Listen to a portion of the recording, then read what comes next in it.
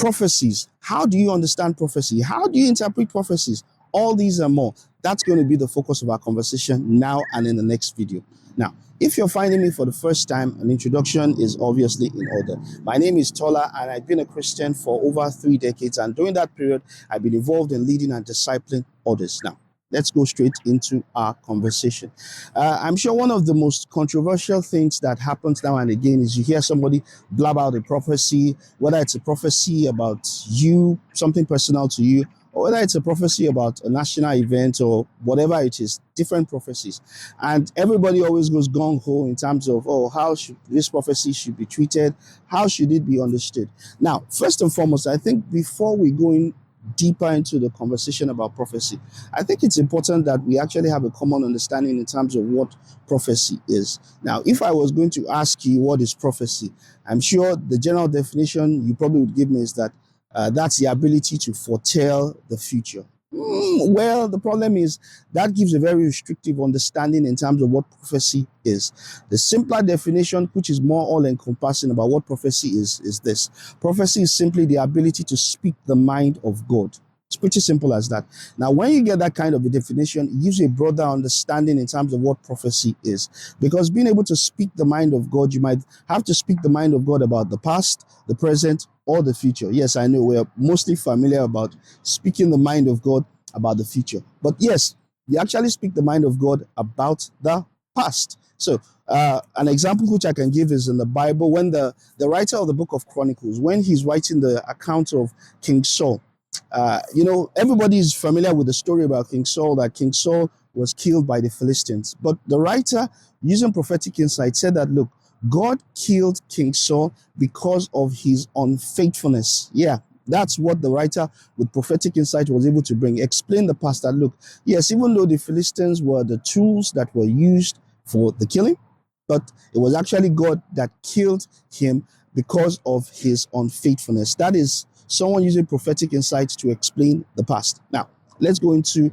using prophetic insight to explain the present. And I can look no further than the story of King Rehoboam, that's Solomon's son. Now, when he becomes king, the 10 tribes of Israel with King Jehoram decided they wanted to go on their own. And guess what? The guy gets back to Jerusalem, and the first thing he's doing, he wants to muster an army.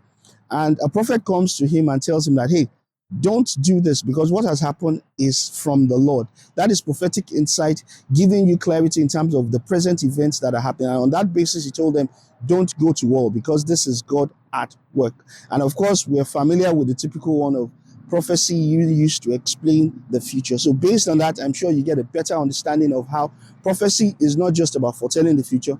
It's basically the ability to speak the mind of God about the past, the present, and even the future. Now, having understood what prophecy is, now I think the next thing that would be good for us is to understand the power that prophecy brings. And the power that prophecy brings actually comes in us being able to understand the form in which prophecy is delivered. So, there are 3 forms in which prophecy is delivered. First and foremost, prophecy can be delivered to bring encouragement. Yes, there are some prophetic words that come simply as a way of bringing encouragement to you. Number 2, prophecy can come in form of bringing clarity. Clarity means it gives you a better understanding whether of the past, the present, or whether the future that you're supposed to look forward to.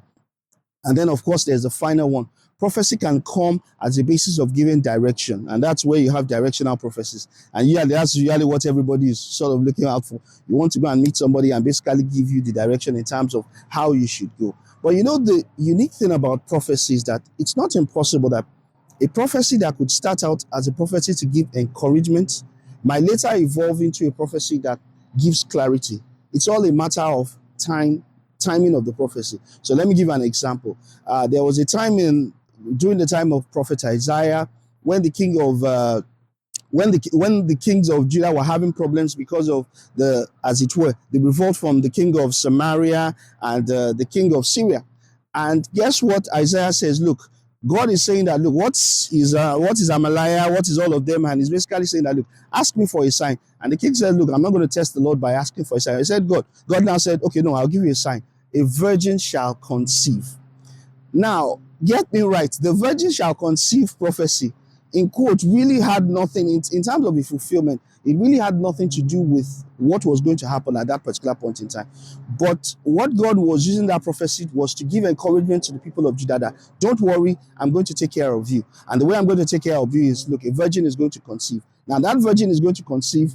It is futuristic. And the futuristic event is when Jesus Christ is born. It's then the understanding in terms of the clarity that it gives. So you can imagine, a prophecy that started as giving encouragement to the people of Judah during the time of Isaiah became a prophecy that gave clarity during the time of Jesus Christ in terms of understanding the nature of who Jesus Christ is, that the government will be on his shoulders, that of his kingdom and his rule there shall be no, of his kingdom and his peace there shall be no end. And it's not also impossible that, look, you could have a prophecy that starts off as a prophecy that gives encouragement, and then at a particular point in time, it becomes a prophecy that gives direction. So, for example, when God calls Abraham and gives him the prophecy that, look, your family, after they're going to stay in a particular land for 400 years, and after that 400 years, I'm going to bring them back to this land. That was a prophecy that brought encouragement to Abraham at that particular point in time. Why? Because Abraham was just one family, and God was saying, I'm going to give you this land. And so God had to give him something as an encouragement that, look, don't worry, this land that you see that is really, really huge, there's a timing for everything. And I'm going to give you this word as an encouragement. So he gave it to him as an encouragement.